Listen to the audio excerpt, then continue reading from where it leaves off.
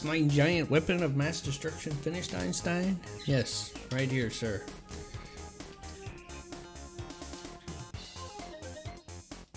Einstein? Yes, Adolf. Oh, I see fuck is just so tiny. Looks like a goddamn dildo. The president would laugh at me. This is big.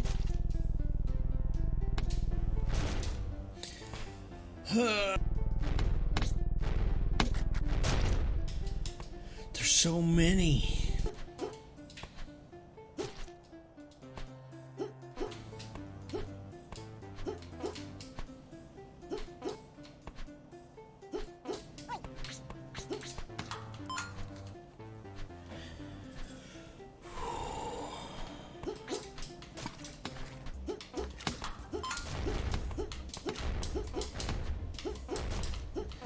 I don't even care, he's dying. We have 8-bit Fiesta.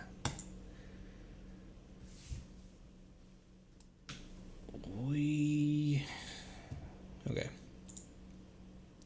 So, we're at the end of 8-bit Fiesta. Spent a little over an hour on it. Beat, I don't know, we were in the 20s on the levels.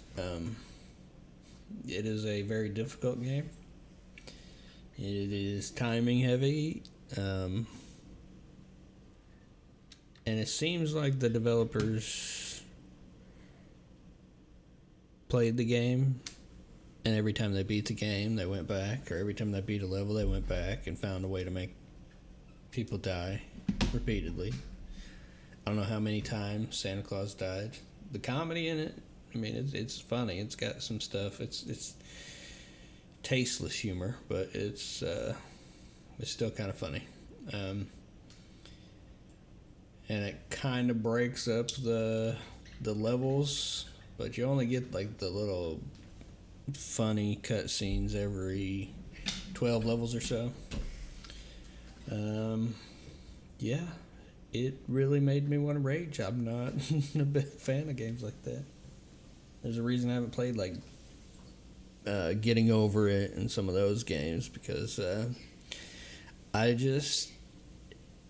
don't like making my blood pressure go up. But so 8-bit Fiesta, I mean, if it's something an hour, I mean, if you want to play something and you want to challenge, yeah, 8-bit Fiesta is definitely challenging. It is not something that I see myself going back to. I'm not that much of a completionist, not on games like that. But that's just me personally. Like I say, if you like challenging games, then you might enjoy 8-bit Fiesta. I don't know. An hour with it for me was more than enough. So one that you go back and play in increments, 30 minutes here, 30 minutes there, whatever, it might be worth it. I'm sure it's cheap. It can't be that much on Steam. But overall, the platforming feels good. The controls are tight, but, well, I mean, the controls work well. Problem is, a lot of the platforms and everything, the way it's built to be very challenging. So, I know if you really, as I started doing the levels, I started to understand the best strategies to go about it. I'm sure going back, I could run through a lot of those a whole lot faster, so there is a learning bit, but once again, if you like challenging games, try out 8-bit Fiesta. I'm going to bring up my list, and I have it checked off now, so we're at 3 games completed. 8-bit, as far as 1-hour games, I honestly, if I was going to go back and play games for an hour, I would go back and play .hack, even with all the cutscenes and everything, before I would go back and play 8-bit Fiesta. But that's because this type of game, for me, is just it's a stressful experience. But so right now, 1-hour impressions, the list currently stands at 7 Days to Die. Is a game that I would put more time into, and it is on top of the list. .hack. Yeah, it is second right now. It's definitely one that, yeah, it would take a lot more time. I think that game would get better the longer you play it.